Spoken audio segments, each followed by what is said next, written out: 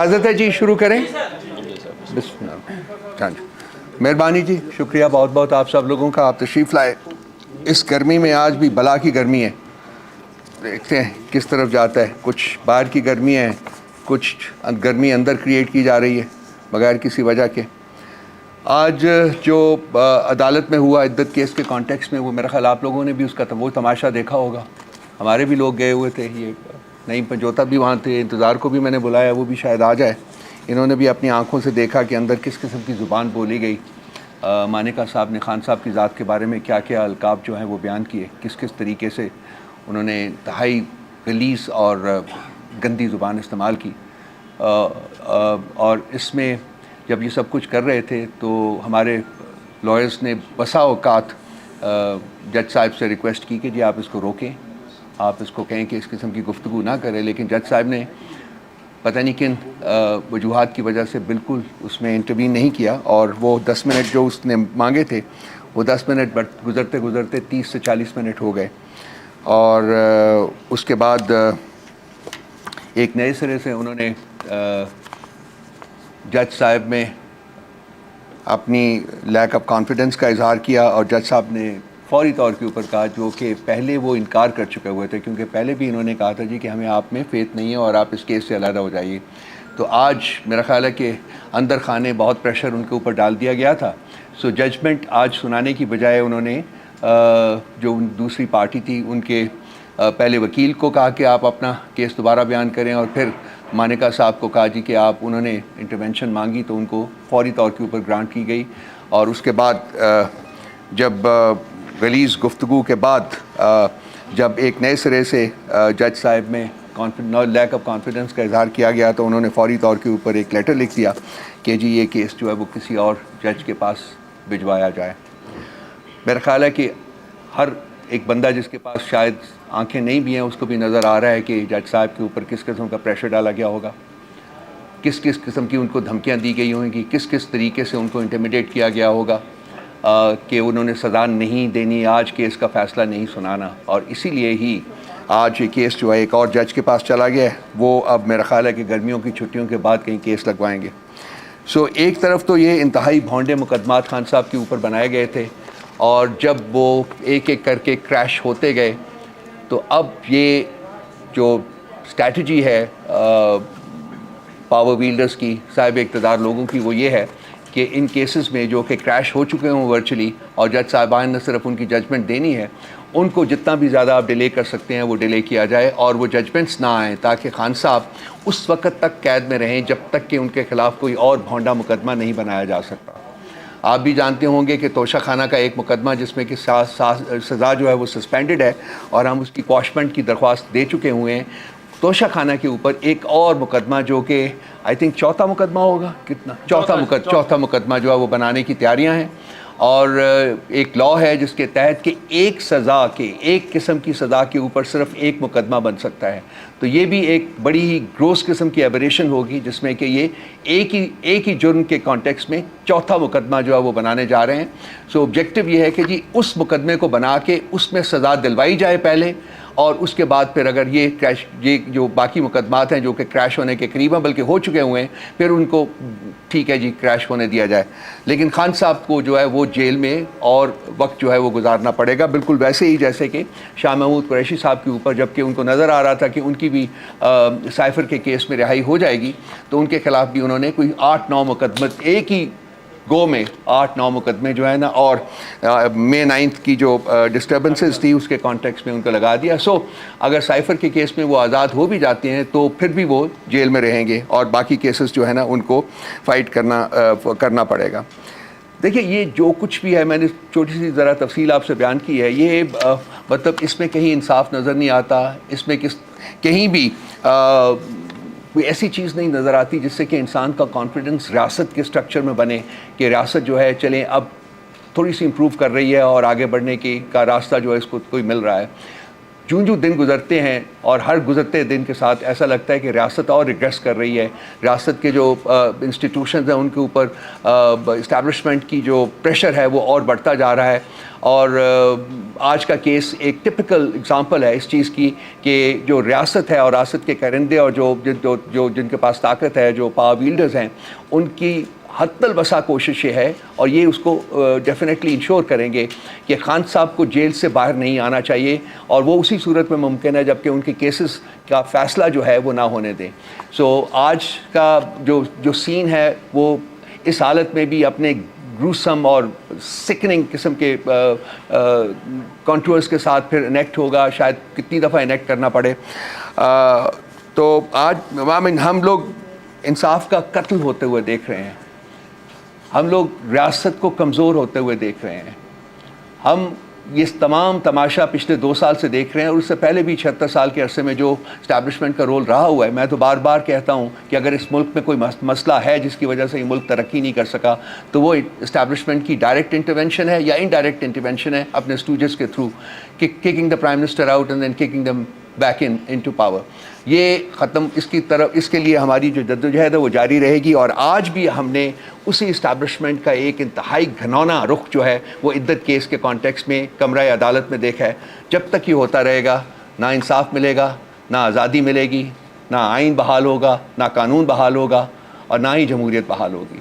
سو ہماری جدوجہد جو ہے وہ اس کے خلاف ہے اور یہ ہم جاری رکھیں گے. احمد فرحات کا کیس بھی آپ کے سامنے ہے. اتنے سارے دن اس کو حبس بجا میں رکھ کر, پہلے اس کو میرا خیال ہے باغ, آزاد کشمیر باغ میں کہیں اس کی اپیرنس کروائی گئی کسی پولیس اسٹیشن کے اوپر, اور وہاں سے کہا گیا کہ مظفر آباد میں اس کے خلاف ایک کیس اور درج ہے, وہاں بھیجا گیا. تو وہاں سے وہ کیس کے سلسلے میں مجھے آخری اطلاعات ملی تھی کہ اس کو وہاں سے چھوڑ دیا گیا ہے. تو ایک نظم حقائق پر مبنی ایک نظم لکھنے کی پاداش میں ایک انسان کے ساتھ پچھلے 1 مہینے میں, 1.25 مہینے میں کیا ہوا. ہم یہاں بیٹھے ہوتے ہیں, ہمیں یہ نہیں پتہ ہوتا کہ یہاں سے ہم اٹھ کے گھر بھی جائیں گے کہ نہیں جائیں گے. یہ میرے چہرے کے اوپر ایک داغ جو ہے وہ تو موجود ہے, شاید ساری زندگی جو ہے وہ میرے ساتھ رہے, لیکن جو ریاست کے اوپر گھنونے دھبے جو لگائے جا رہے ہیں ایوری ڈے, ہر دن کے ساتھ, وہ کبھی نہیں دھلیں گے.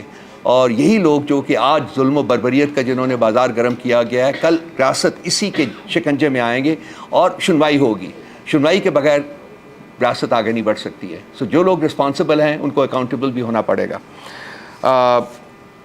جھوٹی کہانیوں کے اوپر مقدمے بنائے جاتے ہیں اور پھر ریاست کی تمام تر جبر اور فسطائیت کو بروئے کار لا کر ان مقدمات کو طوالت بخشی جاتی ہے تاکہ جو مجرمین ہیں, جو ان کے حساب سے مجرمین ہیں لیکن ایکچولی وہ مجرمین نہیں ہیں, وہ آزاد نہ ہو سکیں. اس وقت خان صاحب کے خلاف جو عدت اور سائفر کے مقدمے ہیں وہ بالکل ورچولی ختم ہو چکے ہوئے ہیں, وہ کریش کر چکے ہوئے ہیں, اور ان میں سے آج ایک کا ججمنٹ آنی تھی وہ نہیں ہے. اب وہ دیکھتے ہیں کب آتا ہے. اسی طرح سے سائفر کا جو مقدمہ ہے وہ بھی کریش کر چکا ہوا ہے. توشہ خانہ میں خان صاحب کی سزا سسپینڈ ہو چکی ہوئی ہے اور القادر کے اوپر بیل کی ہے. سو یہ مطلب ایکچولی تو یہ تمام مقدمات آلریڈی ہو جانے چاہیے تھے اور خان صاحب کو جیل سے باہر آنا چاہیے تھا, لیکن ابھی تک وہ موجود ہیں. اور ہمیں خوف ہے وہ اس چیز کا ہے کہ اور مقدمات بھی ان قریب جو ہے وہ ان کے خلاف رجسٹر کیے جائیں گے. سو یہ تو آج کا جو ہوا ہے گنت, اس کی کچھ کہانی ہے. باقی کچھ ہمارے پی ٹی آئی کے ایک نیریٹو کے بارے میں کچھ مسگیونگس کریٹ کی جا رہی ہیں اور ہمیں پتہ ہے کہ ان کے پیچھے کون سی طاقتیں کار فرما ہیں. ایک تو 1971 کا جو ڈیبیکل تھا اس کے بارے میں بہت سی مسگیونگس کریٹ کی جا رہی ہیں. آپ دوستوں میں سے جنہوں نے حمود الرحمان کمیشن رپورٹ پڑھی ہے, اور میں نے I am one of those fortunate people who got a copy very early, اور میں نے وہ پڑھی ہے, اس میں کہیں بھی فوج کے بارے میں کوئی غلط بات نہیں کہی گئی, بلکہ کئی جگہوں کے اوپر کہا گیا ہے کہ فوج بہت بہادری سے لڑی. It was a failure of the leadership. اور اس میں ایک شخص کی بات بار بار کی گئی ہے جس کا نام تھا جنرل یحییٰ خان, آغا محمد یحییٰ خان, کہ اس نے اپنے اقتدار کو طوالت دینے کے لیے ریاست کو داؤ پر لگایا اور ریاست کے 2 ٹکڑے ہوئے. یہ اس وقت کی کہانی ہے 1971 کی, جب ایک شخص, ایک مطلق العنان حکمران نے اپنے اقتدار کو مزید طوالت دینے کے لیے ریاست کو داؤ پر لگایا اور 54% آف دا ریاست جو تھی وہ سیٹ کر گئی, وہ انڈیپینڈنٹ ملک بن گیا, وچ از کالڈ بنگلہ دیش ناؤ. سو پیرلل جو ہم ڈرا کر رہے ہیں وہ اس وقت میں اور آج کے وقت میں کر رہے ہیں کہ آج بھی ایک شخص واحد اپنی ڈکٹیٹرشپ کو، اپنے اقتدار کو طوالت دینے کے لیے پچھلے 2 سال سے اس نے بھی ریاست کو داؤ پر لگایا ہوا ہے۔ ہم اس زوم میں ہیں کہ مشرقی پاکستان 1000 میل دور تھا اور شاید وہاں لڑنا ہمارے لیے اتنا آسان نہیں تھا جتنا کہ یہاں ہوگا۔ ہم اس زوم میں ہیں کہ ہم یہاں ملک کا کوئی حصہ جو ہے وہ سیسیڈ نہیں کرنے دیں گے یا وہ الگ نہیں ہونے دیں گے۔ لیکن اگر آپ صرف ایک دائرانہ نظر ڈالیں تو اس وقت پاکستان کی 6 اکائیاں ہیں۔ 4 آپ کے پروونسز ہیں، گلگت بلتستان ہے اور آزاد کشمیر ہے۔ ان میں سے آزاد کشمیر ریسٹو ہے، گلگت بلتستان ریسٹو ہے، بلوچستان عرصہ دراز سے ریسٹو ہے، کے پی جو ہے وہ لٹرلی ایج کے اوپر ہے۔ تو کیا الٹیمیٹلی ہم نے پاکستان کی شکل پنجاب اور سندھ کی شکل میں دیکھنی ہے؟ اور جو شخص اپنے اقتدار کو طوالت دینے کے لیے اور اپنی ڈکٹیٹرشپ کو فردر پرپیچویٹ کرنے کے لیے جس نے ریاست کا فیوچر اس کے اوپر لگایا ہوا ہے، کیا ہم اس کو وہ یہ کام کرنے دیں گے جو وہ کام کر رہا ہے اس وقت؟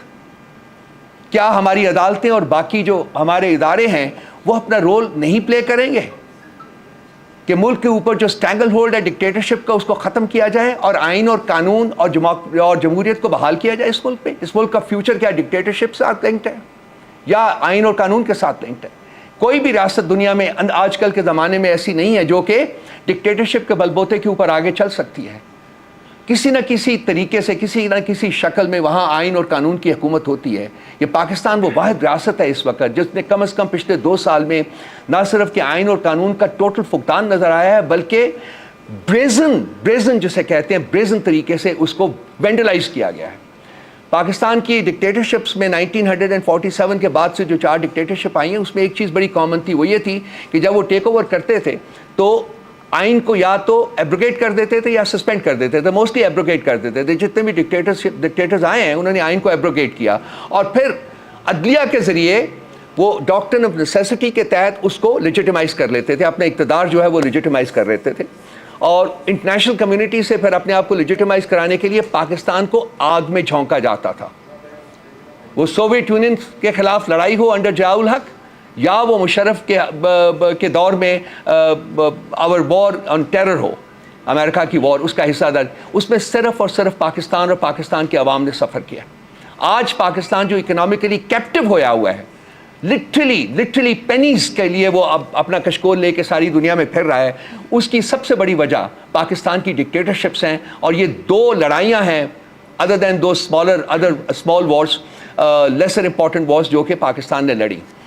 آج اس خطے کے اوپر آپ نظر ڈالیں تو جو امریکہ ایک اور لڑائی یہاں لڑنے کی تیاری کر رہا ہے اور وہ لڑائی ہے کنٹین چائنا کی لڑائی، اور پاکستان انڈائریکٹلی اس کا بھی حصہ اس میں بھی اپنا حصہ ڈالنے کی تیاری کر رہا ہے۔ اگر یہ ہوتا ہے تو پاکستان کا اپنا وجود جو ہے وہ خطرے میں پڑے گا۔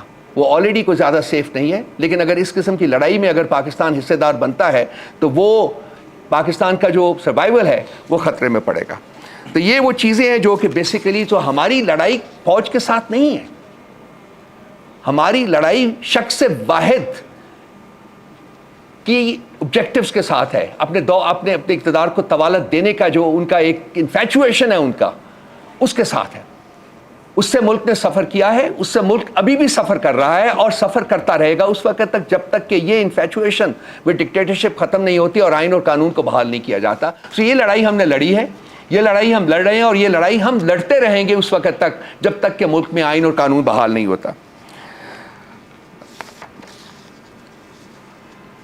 ابھی کوئی 203 مقدمات ہیں خان صاحب کی ذات کے اوپر، اور وہ مقدمات جو ہیں وہ اپنی مختلف سٹیجز جو ہیں اس کے سے گزر رہے ہیں۔ میں چاہوں گا کہ جی آئی نو میں ہاں ایک سیکنڈ اور جو میں بھول گیا تھا اس میں، انہی مقدمات میں چونکہ ان کو کوئی پروف نہیں مل رہا تو انہوں نے ملک ریاض کو جو بحریہ ٹاؤن کے آرکیٹیکٹ ہیں ان کو اوپر پچھلے سال سوا سال سے بہت پریشر ڈلا ہوا تھا. مجھے ذاتی طور کے اوپر بھی علم تھا کہ کس طریقے سے اس کو پریشرائز کر رہے ہیں, اس کو ملک چھوڑنا پڑا تھا. لیکن وہ کہتے ہیں کہ پتہ نہیں کس وقت خدا اپنا خوف ڈال دیتا ہے لوگوں کے دلوں میں. شاید اس کے دل میں بھی خوف ڈلا اور اس نے کہا کہ میں اس کا ایک پولیٹیکل جو ایک یہاں لڑائی ہو رہی ہے اس کا حصہ نہیں بنوں گا. اس کی آپ کو پتہ ہے کہ اس کی جتنی بھی پراپرٹیز ہیں اس کے بارے میں بہت سے ایکشن لیے گئے ہیں. کل رات کو بحریہ ٹاؤن راولپنڈی میں ایک اسالٹ بھی کیا گیا, ایمبش کیا گیا اور وہاں سیل کر دیا گیا اس گھر کو, اور ریکارڈ جو تھا وہاں کا سارا وہ قبضے میں لے لیا گیا. لیکن اس کے بعد پھر ایک ملک ریاض کی ایک سٹیٹمنٹ آئی ہے کہ میں کسی صورت میں اس لڑائی کا حصہ نہیں بنوں گا, میں اپنا بزنس جو ہے وہ جاری رکھوں گا. اور میری اطلاع کے مطابق 3 دن پہلے, میرا خیال آج بھی وہ دبئی میں ہی ہیں, جناب صدر پاکستان بھی گئے ہیں وہاں, اور سنا ہے کہ ذاتی طور کے اوپر بھی انہوں نے اس سے ملاقات کرنے کی کوشش کی ہے. مجھے نہیں پتا کہ ملاقات ہوئی ہے یا نہیں ہوئی, لیکن مجھے یہ پتا ہے کہ وہ شاید اس کو اب بھی پریشرائز کرنے میں کامیاب نہ ہوں. تو یہ وہ محرکات ہیں دوستو جو میں نے آپ کے سامنے بیان کیے ہیں کہ false, frivolous and fraudulent cases register کیے خان صاحب کے خلاف. وہ چھوٹی عدالتوں سے بزور شمشیر انہوں نے فیصلے لے لیے, لیکن جب بڑی عدالتوں میں پہنچے تو وہ سسٹین نہیں کر سکے, سب ایک ایک کر کے کریش کر رہے ہیں. اور اب یہ اور فیک قسم کی شہادتیں ملک ریاض کی ہوں یا کچھ اور لوگوں کی ہو, اور جیسے یہ خاور مانیکا جیسے گرے ہوئے گھٹیا لوگ جو ہیں ان کی شہادت ہو, اس کو 4-3 مہینے انہوں نے پکڑ کے رکھا ہے. آپ بھی جانتے ہیں, میں بھی جانتا ہوں کہ ان 3 مہینوں میں اس کے ساتھ کیا سلوک رکھا گیا ہوگا. اور آج وہ کینری کی طرح وہاں باہر نکلا ہوا, وہ ایک ایک singing a song on a tune that is provided by the power wielders. تو یہ مقدمے تو سسٹین نہیں کر سکتے ہیں. لیکن پرابلم یہ ہے, جو سوال ہے سب سے بڑا, کہ جی اگر انصاف کے تقاضے پورے نہیں ہوتے اور ہمیں لگ رہا ہے کہ جو بڑی عدالتوں میں کچھ تازہ ہوائیں چلی تو ہیں, لیکن جو دوسری طرف جو قوتیں بیٹھی ہوئی ہیں ان کو یہ معاملات بالکل ٹھیک لگ نہیں رہے. اور کل آپ نے پرائم منسٹر پاکستان کے prime minister, so called prime minister, fraudulent prime minister کی آپ نے تقریر سنی ہوگی جو انہوں نے جوڈیشری کے خلاف کی ہے, جس میں انہوں نے انتہائی غلط زبان استعمال کی ہے ان ججز کے بارے میں جو کہ آزادانہ فیصلے کرنا چاہ رہے ہیں. تو یہ ایک ٹریڈیشن رہی ہے پاکستان مسلم لیگ نواز کی. آپ کو یاد ہوگا جسٹس قیوم کے ساتھ سپیچ, یا پھر وہ جو رفیق تارڑ صاحب کو جو بریف کیس دے کے بھیجا گیا تھا بلوچستان کی ہائی کورٹ خریدنے کے لیے, انہوں نے خرید دی, پھر اس کے بعد جو سپریم کورٹ کے اوپر اٹیک ہوا, یہ سب کچھ ان کا خاصا رہا ہے. اور آج بھی یہ جسٹس کو خریدنا چاہتے ہیں, کہتے ہیں یہ لوگ ججز خریدتے ہیں. تو کوشش کر رہے ہیں, لیکن ایک اچھا عمل جو ہے وہ نظر آ رہا ہے کہ جی کچھ جج صاحبان جنہوں نے ایک انیشیٹو لیا ہے, اور جو ہو رہا تھا ان کے ساتھ وہ انہوں نے پبلک ڈومین میں بیان کیا ہے. ان کو دیکھتے ہوئے کچھ اور جج صاحبان جو ہیں ان میں بھی ہمت آئی ہے اور وہ بھی اس میں شامل ہوئے ہیں. اور میرا خیال ہے کہ یہ جو ٹرائب ہے یہ اس کا سائز بڑھے گا وقت گزرنے کے ساتھ ساتھ. اور یہی چیز ہے جو کہ صاحب اقتدار لوگوں کو, ڈکٹیٹرز کو پریشان کر رہی ہے کہ اگر انصاف ملنا شروع ہو جاتا ہے تو خان صاحب تو باہر آ جائیں گے, اور خان صاحب جب باہر آئیں گے تو ان کے جو اقتدار کے اوپر ان کا سورج جو ہے وہ غروب ہو جائے گا فوری. اس شخص کی ایک انگلی کی صرف, وہ آج بھی جیل میں بیٹھا ہوا ہے اور وہ ایکسرسائز کر رہا ہے ریسٹرینٹ, کہ میں نہیں چاہتا کہ میں جیل سے پبلک پروٹیسٹ کی کال دوں, کیونکہ پبلک پروٹیسٹ اگر ہوگا تو اس میں اسٹریک آف وائلنس بھی آ سکتی ہے, اور وہ نہیں چاہتا کہ وائلنس ہو اس ملک میں, بیکاز ملک بہت کمزور ہے, سسٹین نہیں کر سکتا. اس لیے وہ اپنی جان کے اوپر, اپنی ذات کے اوپر ان کا ظلم برداشت کر رہا ہے. لیکن اس ملک کی ابھی بھی اس کو پرواہ ہے. جب بھی میں جاتا ہوں ملنے تو وہی بات کرتے ہیں. لیکن اب دیکھتے ہیں کہ کب تک برداشت کیا جا سکتا ہے, کیونکہ ہم بھی بالکل نہج کے اوپر پہنچے ہوئے ہیں. ہماری جو سپورٹ بیس ہے وہ ہمارے اوپر پریشرائز کر رہی ہے, ہمیں پریشرائز کر رہی ہے, اور ہمیں گالیاں دے رہی ہے کہ جی آپ کیوں نہیں پروٹیسٹ کال کنوین کرتے. اگر آپ لوگ, آئی ایم شیور آپ سوشل میڈیا کے اوپر جا کے دیکھتے ہوں گے, آپ خود ان کی زبان دیکھ سکتے ہیں کس قسم کا پریشر ہمارے اوپر پڑ رہا ہے. سو میرا نہیں خیال کہ زیادہ دیر تک ہم لاسٹ کر سکیں گے without giving out a call for public protest. اور اس کے بعد پھر کیا ہوگا, well it's very difficult to sort of make a projection about it. So I hope کہ اس سے پہلے صاحب اقتدار لوگوں کو عقل آ جاتی ہے, ان کو اپنی رسپانسبلٹی کا احساس ہوتا ہے, اور وہ ملک میں آئین اور قانون کو آنے دیں. جس جو بھی اس کا راستہ ہے اس کو وہ اس کے راستے وہ آئین اور قانون ایکسرسائز ہونے دیں تاکہ ملک میں انصاف ہو، اور وہ تمام لوگ جو کہ غیر منصفانہ، غیر آئینی اور بھونڈے قسم کے مقدمات میں انہوں نے زبردستی جیلوں میں رکھا ہوا ہے وہ آزاد ہو سکیں اور ملک کا جو معاملات ہیں وہ آگے بڑھ سکیں۔ میں صرف نعیم سے یہ کہوں گا کہ اگر 2-3 منٹ میں آج کی جو کہانی ہے جیل کی اگر وہ بیان کر دیں کہ کیا ہوا تو وہ میرا خیال ہے کہ آپ لوگوں کے لیے اس کو سمجھنا اور زیادہ آسان ہو جائے گا۔ جیل نہیں، جو عدالت میں ہوئی ہے، سوری جی آپ بات کریں، ٹھیک ہے بات کریں، ٹھیک۔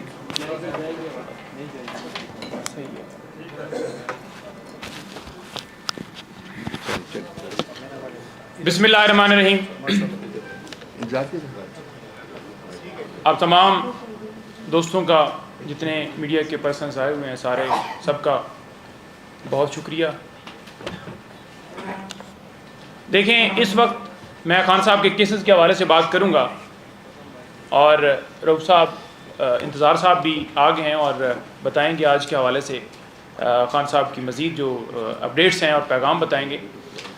دیکھیں، اس وقت خان صاحب 2 کیسز کے اندر پابند سلاسل ہیں۔ نمبر 1 سائفر کیس اور نمبر 2 عدت کیس۔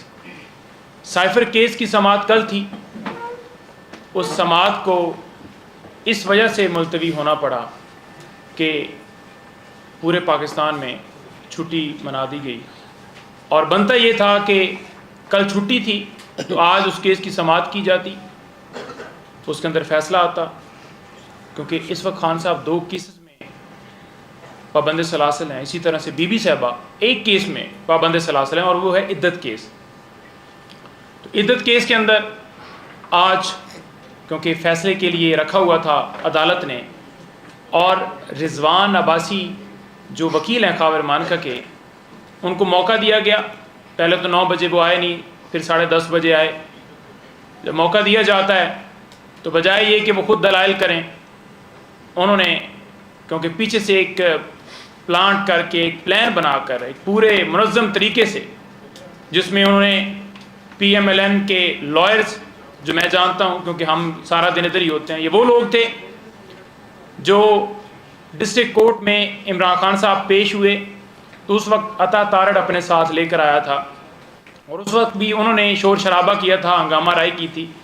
آج وہی ہوا دوبارہ، یہ چاہتے تھے کہ عدالت کے اندر شور شرابہ ہو، لڑائی ہو، ایسا ماحول بنے کہ یہ کیس جو ہے ملتوی ہو۔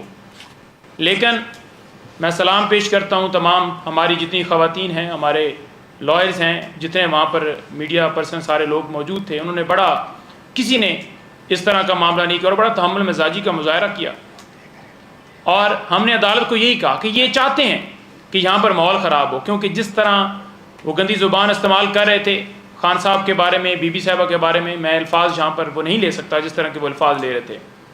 یہ ہماری ہمت تھی، ہم برداشت نہیں کر پا رہے تھے، لیکن ہم نے برداشت اس لیے کیا کیونکہ ہم چاہتے تھے کہ خان صاحب، بی بی صاحبہ کے حوالے سے یہ کیس آج جو سماعت ہے اس میں فیصلہ آ جائے، کیونکہ فیصلے کے اندر ڈیلے نہ ہو۔ لیکن دوسری طرف سے مسلسل جج صاحب کے اوپر بھی اس طرح کا الزام لگایا گیا کہ آپ میرٹ کے اوپر فیصلہ جو ہے وہ نہیں دیں گے، آپ انصاف نہیں دیں گے، آپ نہیں ٹھیک کیس چلا رہے، اور بغیر کسی جواز کے اس سے پہلے ریکیوزل کی اپلیکیشن جو ہے وہ دی گئی، اور اس کے اندر کوئی گراؤنڈ نہیں بتائے گی کہ کس بنیاد کے اوپر ریکیوزل کی اپلیکیشن، یعنی کہ آپ یہ کیس نہ سنیں، تو عدالت نے وہ درخواست خارج کر دی۔ دوسری دفعہ یہ پلان کر کے سارا کیا۔ اب دیکھیں آپ، ایک کیس ہوتا ہے جی، اس کیس کے اندر مکمل دلائل دیے گئے، دلائل میں پورا ٹائم دیا گیا، بلکہ پورا ٹائم کیا، اتنے گھنٹے دیے گئے کہ ایک چیز کو بار بار ریپیٹ کیا گیا، کوئی شہادت ہے جی، کراس ہے جی، یہ ہے وہ ہے جی۔ اب جب مکمل ہو گیا تو پھر عین موقع کے اوپر جس وقت آپ نے فیصلہ سنانا ہے اور آپ نے 10-20 منٹ آدھا گھنٹہ دینا ہے اس وکیل کو، تو ٹھیک ہے آپ دیں۔ اب اس ٹائم کے اوپر جج صاحب کا بھی اس کیس سے پیچھے ہٹنا، جو واضح طور پر اس جو لیٹر ہے 6 ججز کا، اس کے ساتھ میچ کرتا ہے کہ کس طرح ججز کو ڈرایا گیا، دھمکایا گیا، ان کے کام کرنے میں مداخلت کی گئی، ان کے اوپر پریشر ڈالا گیا، کیمرے لگائے گئے۔ اب کس حد تک ان کے ساتھ کیا گیا جس کی وجہ سے انہوں نے ریکیوزل کی، حالانکہ ہم یہ کہہ رہے تھے کہ ان کو روکیں. اس کورٹ کا ڈیکورم, اس کورٹ کو کیسے ریگولیٹ کرنا ہے, یہ آپ کا کام ہے, آپ کے پاس پاور ہے اور آپ اختیار رکھتے ہیں, ابھی فیصلہ دے دیں. لیکن انہوں نے نہیں کیا, اور یہ ایک ریکیوزل, انہوں نے کہا جی کہ میں اس کیس کو نہیں سنوں گا, اور پھر ایک لیٹر لکھ دیا گیا اسلام آباد ہائی کورٹ کو.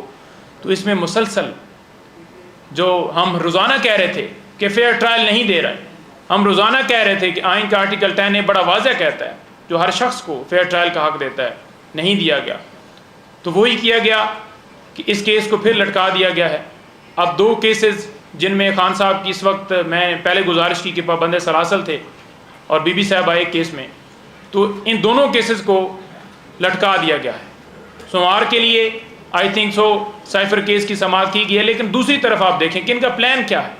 ان کا پلان یہ ہے کہ کسی اور مقدمے میں گرفتاری ڈال کے کوئی اور مقدمہ بنا کر وہ باہر نہ آئے.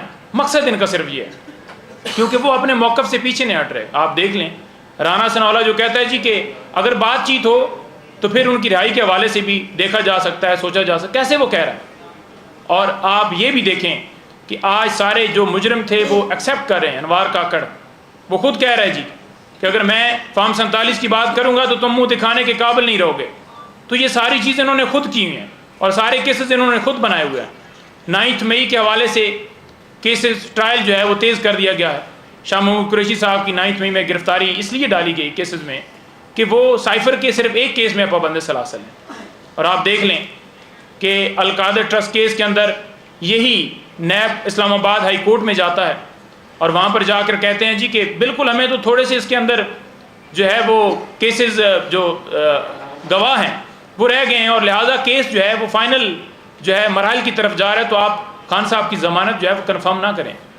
لیکن جو ہی آپ دیکھیں کہ ضمانت ادھر کنفرم ہوتی ہے تو آپ نے دیکھا کہ کس طرح ملک ریاض کو صرف وہ اپروور نہیں بن رہا تو اس کے پیچھے بھاگ رہے ہیں, یعنی کہ اپروور مزید ایڈ کرنا چاہتے ہیں. کبھی آپ زلفی بخاری کے اوپر پریشر ڈال رہے ہیں, کبھی آپ شہزاد اکبر پر ڈال رہے ہیں, کبھی آپ ملک ریاض پہ ڈال رہے ہیں, کبھی آپ اعظم خان کو اغوا کر رہے ہیں, کبھی مفتی سعید کو اغوا کر رہے ہیں.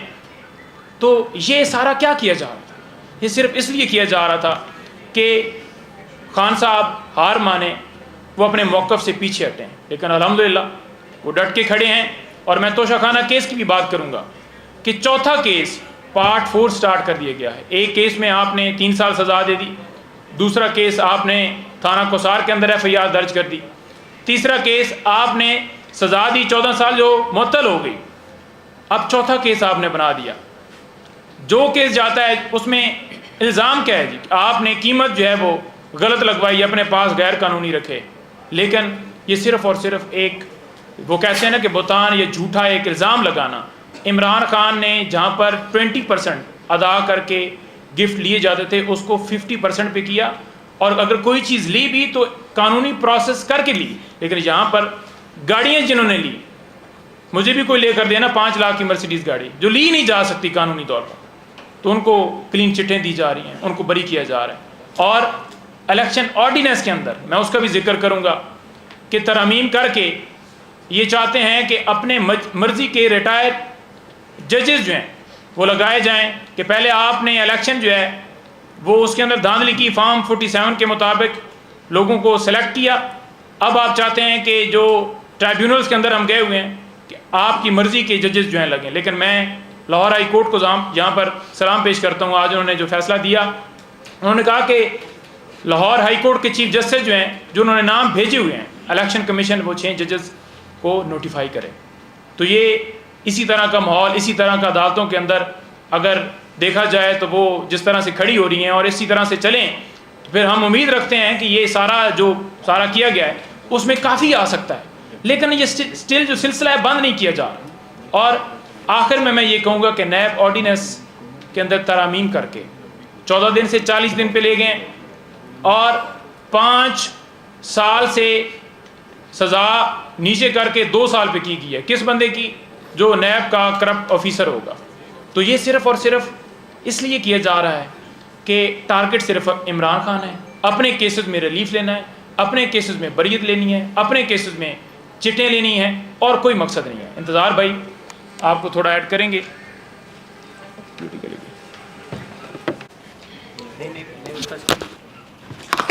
بہت شکریہ جی، بہت کافی ٹائم لے لیا. میں بریفلی بس 2-3 باتیں آپ سے کروں گا. خان صاحب ابھی ٹھیک ہے، بہت اچھا. جی بسم اللہ. Thank you. بسم اللہ الرحمن الرحیم. بہت شکریہ تمام دوستوں کا. ابھی اڈیالہ جیل سے میں واپس آ رہا ہوں جی.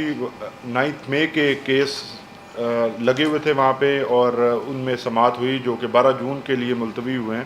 خان صاحب نے وہاں پہ بات کی ہے 3-4 چیزوں کے اوپر جن کا یہاں پہ ذکر کرنا بہت ضروری ہے. سب سے پہلے انہوں نے سوال پوچھا ہے کہ اگر نگران وزیر اعظم کاکڑ کا کام الیکشن کروانا تھا اور انہوں نے جب الیکشن خود کروائے اور اس کے بعد آج وہ سوال کرتے ہیں کہ اگر آپ میرے سکینڈلز کے اوپر بات کریں گے، ویٹ سکینڈل کے اوپر بات کریں گے تو میں آپ کے فارم 47 کی بات کروں گا. قوم یہ سوال کرتی ہے. خان صاحب نے یہ کہا کہ آپ پوچھیں، پوری قوم یہ پوچھے، اس حکومت سے پوچھے اور سپریم کورٹ سے گزارش کرے کہ ہم نے یہ کیس 8 فروری کی جو تھیفٹ ہے اس کے اوپر جو کیس فائل کیا تھا اس کے اوپر جوڈیشل کمیشن کیوں نہیں بنایا جا رہا. اور پرائم منسٹر کاکڑ کی جو بات ہے اس کو راولپنڈی کمشنر نے سیکنڈ کیا ہے. جو راولپنڈی کمشنر بات کر رہے ہیں وہی بات کاکڑ صاحب کر رہے ہیں.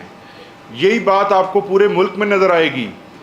تو جب آپ عوام کے منتخب نمائندوں کو اختیار اور حکومت نہیں دیتے تو پھر 71 جیسے حالات پیدا ہوتے ہیں.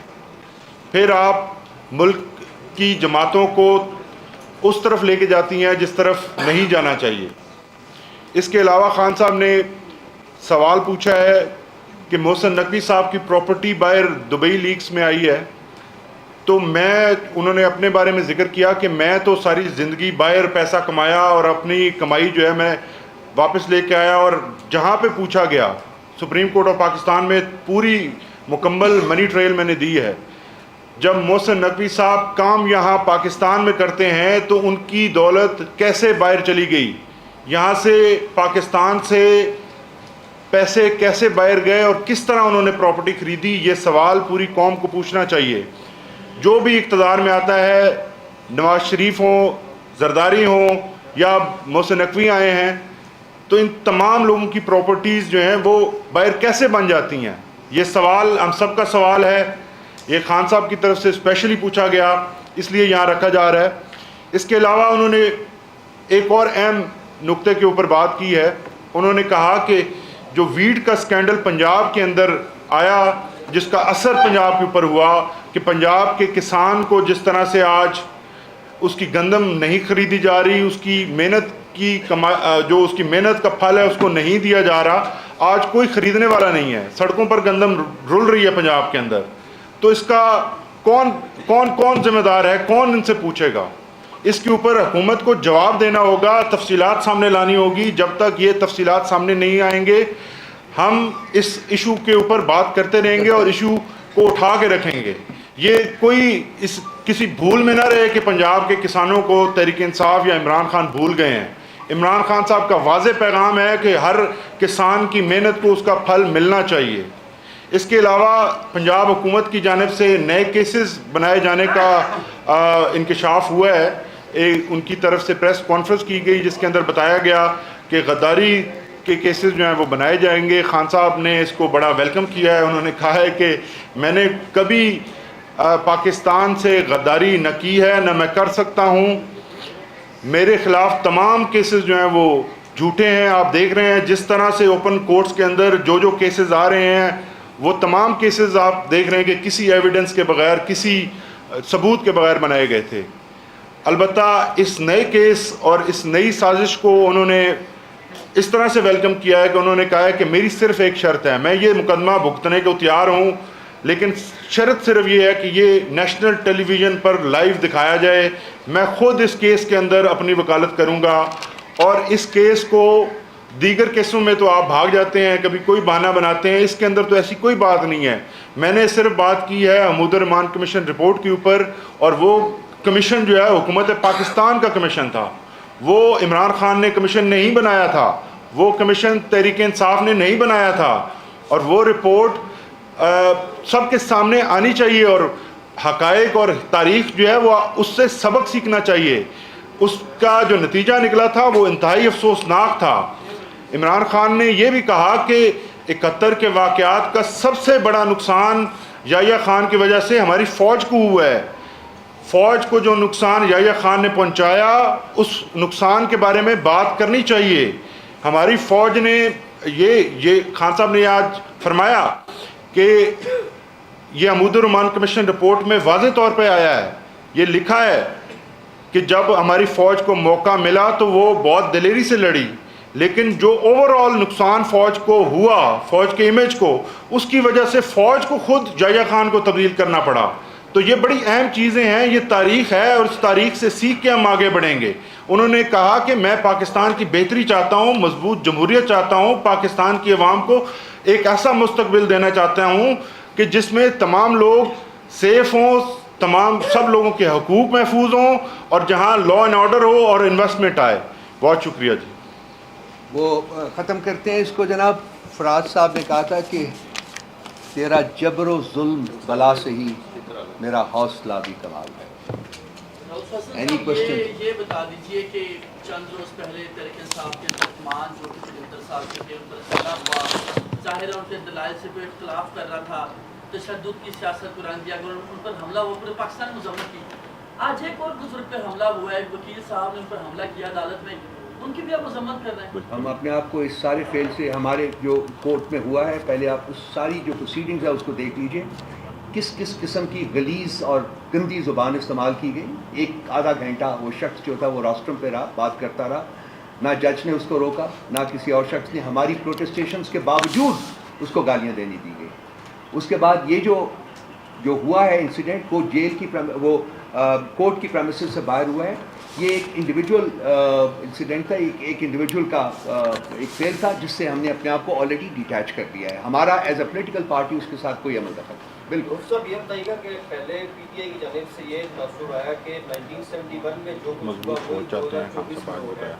لیکن پھر بیرسٹر گور نے یہ کہا کہ عمران خان شیخ مجیب نہیں ہے اور پی ٹی آئی عوامی لیگ کی نہیں ہے. تو میں آپ سے پوچھنا چاہتا ہوں کہ کیا عمران خان آج کے شیخ مجیب ہے اور پی ٹی آئی عوامی لیگ ہے یا نہیں؟ یہ کنکلوژنس غلط کر رہے ہیں, جو ڈرا کر رہے ہیں, ایرونیسلی ڈرا کر رہے ہیں. میں نے ابھی بھی ایکسپلین کیا ہے اور انتظار نے بھی بتایا آپ کو. ہم نے جو حمود الرحمان کمیشن کی رپورٹ کی بات کی ہے, جو کہ جیسا انتظار نے بھی کہا ہے, وہ ہم نے نہیں بنائی تھی, وہ اس وقت کی حکومت نے بنائی تھی. اور اس کی آپ اس کو پڑھ لیجئے, اگر اس کے مندرجات پڑھ لیں گے تو میرا خیال کلیئر ہو جائے گا. اس میں فوج کی بہادری کی تعریف کی گئی, لیکن ایک شخص جو تھا, شخص واحد جو اس وقت ملک کے اوپر حکمران تھا, جنرل یحییٰ خان اس کا نام تھا, وہ چاہتا تھا, اس نے کمٹ کیا تھا مجیب الرحمان کو جب وہ الیکشن جیتا تھا کہ پاور ٹرانسفر کی جائے گی, اور وہ ڈھاکہ گیا اس سلسلے میں. لیکن پاور ٹرانسفر کرنے کی بجائے وہاں ملٹری ایکشن جو ہے اس کا آغاز کر دیا گیا, جس سے ملک 2 لاکھ ہو گیا. تو ایک شخص واحد کی بات کی ہے, وہ شخص واحد اپنی جو lust for power to continue, اور اس نے 5 سال اپنا آلریڈی ایک کانسٹیٹیوشن بھی ڈرافٹ کروا دیا ہوا تھا. شریف الدین پیرزادہ صاحب انوالو تھے اس میں. وہ کانسٹیٹیوشن یہ بھی ایک پاکستان کی تاریخ کا ایک حصہ ہے. کانسٹیٹیوشن بھی ڈرافٹ ہو گیا ہوا تھا کہ وہ آئندہ 5 سال کیسے حکومت کرے گا. تو شخص واحد کی جو لسٹ ہوتی ہے اس کی وجہ سے ریاستیں سفر کرتی ہیں. ہماری بھی بات بالکل اس کانٹیکسٹ میں ہے کہ اس وقت بھی ایک شخص واحد جو ہے اس کی لسٹ پر پاور جو ہے اس کو اجازت نہیں دیتی کہ وہ پاکستان میں آئین, قانون اور جمہوریت کو آنے دے. اور ہماری جو لڑائی ہے وہ آئین, قانون اور جمہوریت کے لیے ہے. یہ ہمارا کانفلکٹ ہے. یہ اس میں نہ فوج کے بارے میں ہم نے بات کی ہے نیگیٹیولی, نہ کسی اور چیز کے بارے میں کی ہے. ہم نے صرف ڈکٹیٹرشپ جو ہے جو کہ اس ملک کا سب سے بڑا کرائسس رہا ہوا ہے پچھلے 76 سالوں میں, ڈائریکٹ ڈکٹیٹرشپ جب مارشل لاس لگے, اور انڈائریکٹ ڈکٹیٹرشپ جب کہ اسٹوجز کے ذریعے اس ملک کے اوپر حکومت کی گئی. آج بھی ایک اسٹوج حکومت بیٹھی ہوئی ہے جس کے ذریعے یہ پینٹومائمز ہیں اور ان کی تنابیں جو ہیں وہ پیچھے سے کھینچی جاتی ہے, تو لیفٹ رائٹ رائٹ. میرا سوال یہ ہے, یہ بتاتے ہیں کہ نواز شریف صاحب نے کہا ہے کہ وہ سیاست چھوڑ دیں گے اگر عمران خان یہ ثابت کر دیں کہ انہوں نے. اس کا میں جواب دوں, خان صاحب نے جواب دیا. کب یار یہ اس کی پرورش, اس کو ڈسکور کس نے کیا تھا؟ نہیں, اس نے ڈسکور, وہ تو جو کیا تھا اس نے, میں آپ سے سوال کر رہا ہوں, اس کو ڈسکور کس نے کیا تھا؟ اس کا نام تھا جنرل جیلانی. اسی کے پودے میں اس کو ڈالا گیا تھا اور اس کو نرچر کیا گیا تھا. 1982 میں یہ پنجاب کے وزیر خزانہ بنے تھے. کس الیکشن کے تحت بنے تھے؟ کیا کوئی الیکشن ہوا تھا؟ اس کے بعد یہ 1985 میں پاکستان کے پرائم منسٹر بنے تھے. کس الیکشن کے تحت بنے تھے؟ وزیر اعلیٰ پنجاب کے کس الیکشن کے تحت بنے تھے؟ کس نے کرایا تھا؟ چھوڑا کریں, غیر جماعتی کوئی الیکشن نہیں ہوا تھا, اپوائنٹڈ تھے. اس کے بعد بھی یہ نرچر ہوتے گئے ہیں. جب یہ ان کے اپنے ٹیمپرامنٹ کی وجہ سے یہ مجبور ہیں کہ جی ہر ایک سے لڑائی کرتے ہیں, وہ کرتے رہے. لیکن یہ وہ شخص ہے, میں بھٹو کی جو اور زرداری صاحبان ان کی بھی پارٹی نے وہیں پرورش پائی ہوئی ہے, وہیں سے شروع ہوئے تھے. ایوب صاحب کے ساتھ تھے وہ 8 سال 8.5 سال وہ رہے ہوئے منسٹر رہے ہوئے. تو یہ ان کی پارٹی تو ایک انتہائی یہ بھونڈا اسٹیٹمنٹ ہے کہ جی ہم نے اسٹیبلشمنٹ کی بی ٹیم کے طور کے اوپر کام نہیں. یہ تو پیداوار ہی اسٹیبلشمنٹ کی ہے.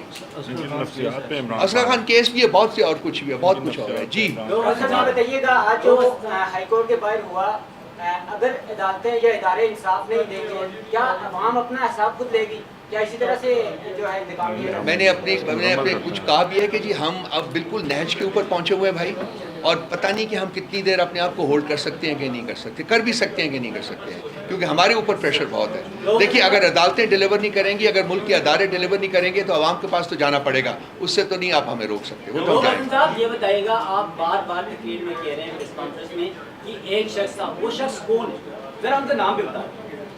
آپ کو نہیں پتا. اگر آپ حلفاً کہہ دیں کہ آپ کو نہیں پتا تو میں بتا دوں. آپ حلفاً کہہ دیں کہ آپ کو نہیں پتا, وہی جو اس ملک کے اوپر حکومت کر رہا ہے اس وقت, وہ اس وقت اس ملک کے اوپر جو حکومت کر رہا ہے وہی ہے. اچھا سر, یہ اس وقت ایسا لگ رہا ہے سیاسی جماعتیں تو اپنے ماضی سے سیکھتی ہیں, چیزیں بہتری کی طرف جاتی ہیں, لیکن جہاں تک ملک ریاض ہے, اب وہ بھی انقلابی بننے کی کوشش کر رہا ہے. کراچی کی زمینوں پہ قبضہ کرنے والا, یہاں پر انلیگل کام کرنے والا. کیا آپ یہ سمجھتے ہیں کہ یہ جو سیاسی جماعت کے ساتھ جو کچھ ہوتا رہا وہ تو اپنے وقت سے سیکھتی ہے, ملک ریاض کی اس وقت جو جدوجہد ہے یہ آئینی جدوجہد ہے, اور وہ بھی ایک قسم کی انقلابی جو باتیں کر رہا ہے, وہ اس کو بھی آپ اسی طرح لیتے ہیں یا ماضی اس کا جس طرح کا ہے ہمارے سامنے؟ دیکھو بچے, میں آپ کو بتاؤں, میں نے ابھی اپنے جب میں بات کر رہا تھا تو میں نے کہا تھا کہ کچھ نہیں پتا ہوتا کہ کس وقت خوف خدا پیدا ہو جاتا ہے. ملک ریاض کا جو ماضی ہے وہ عبارت ہے, سب کو پتہ ہے, آپ کو بھی پتہ ہے, مجھے بھی پتہ ہے. آپ اس کے بارے میں اس طریقے سے بات نہیں کر سکتے کہ جی میں اس کی تعریف کروں یا یہ کروں یا وہ کروں. لیکن خوف خدا اگر پیدا ہو کے اگر انسان صحیح بات کام شروع کر دے تو میرا خیال ہے کہ اس کی تعریف ہی کرنی چاہیے.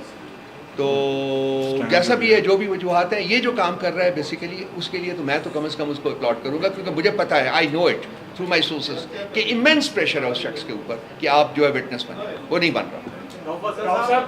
یہ اسٹیبلشمنٹ کون ہے؟ شہباز شریف ہے, محسن نقوی ہے, یا پھر جنرل عاصم منیر ہے؟ اس کا نام آپ کیوں نہیں لے رہے ہیں؟ اسٹیبلشمنٹ میں بہت ساری اٹس اے کمپوزٹ.